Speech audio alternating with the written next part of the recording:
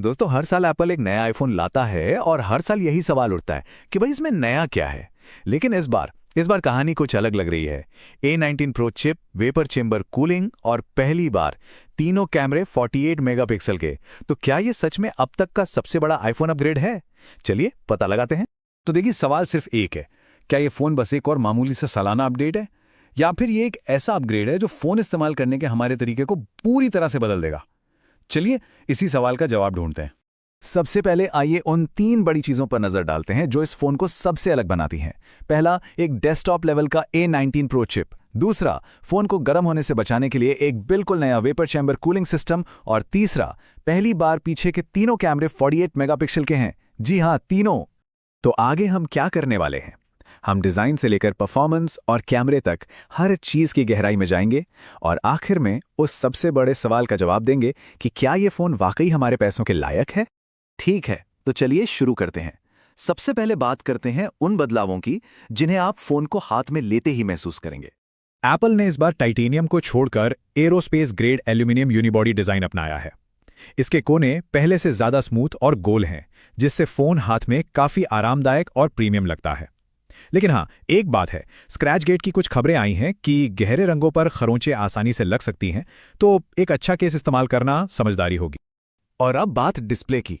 यहां एक बहुत बड़ा अपग्रेड देखने को मिला है। स्क्रीन अब थोड़ी बड़ी 6.3 इंच की है और ब्राइटनेस आईफोन 14 प्रो के 2000 निट्स के मुकाबले 17 प्रो की पीक ब्राइटनेस 3000 निट तक जाती है। मतलब कड़ी से कड़ी धूप में भी स्क्रीन एकदम साफ दिखाई देगी। ऊपर से नई एंटी रिफ्लेक्टिव कोटिंग है और बेजल्स तो इतने पतले हैं कि लगता है मानो हाथ में सिर्फ एक कांच का टुकड़ा पकड़ा हो। ठीक है, तो बाहर से तो फोन कमाल का है, लेकिन असली जादू वो तो इसके अंदर है। चलिए अब इस फोन की असली ताकत यानी A19 प्रो चिप की बात करते हैं। A19 प्रो सिर्फ एक मामूली अपग्रेड नहीं है, ये मोबाइल कंप्यूटिंग में एक बहुत बड़ी छलांग है। आईफोन के इतिहास में पहली बार 12 GB रैम दी गई है। मतलब आप 20 ऐप्स एक साथ खोल लीजिए, ये फोन हैंग होने का नाम ही नहीं लेगा। सबसे पहले raw graphical power. A19 pro का GPU पिछले A18 प्रो से सीधे सीधे 40% ज्यादा तेज है। ये सिर्फ एक नंबर नहीं है, ये एक जबरदस्त सुधार है।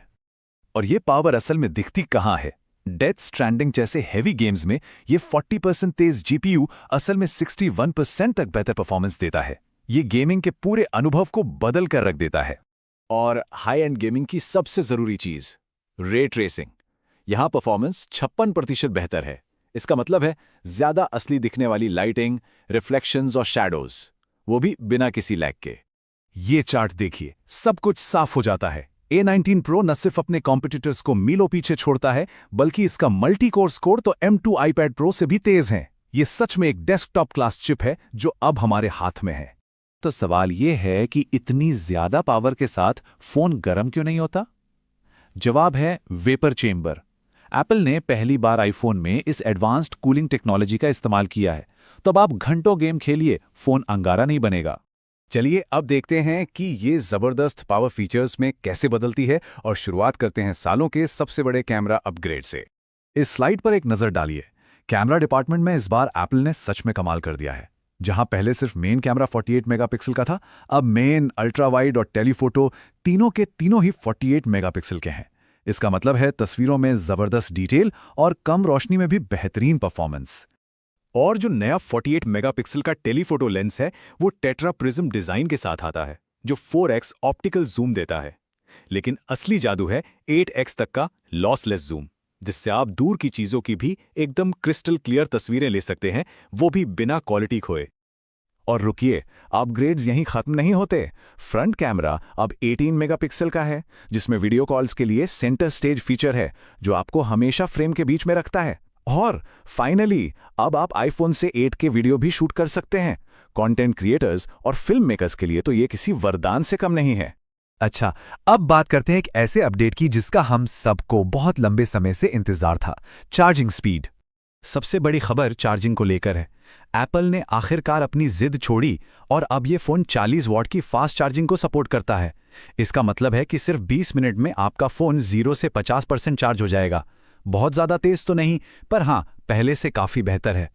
तो इन सभी शानदार अपग्रेड्स को देखते हुए सवाल वही है, क्या ये आपका अगला फोन होना चाहिए?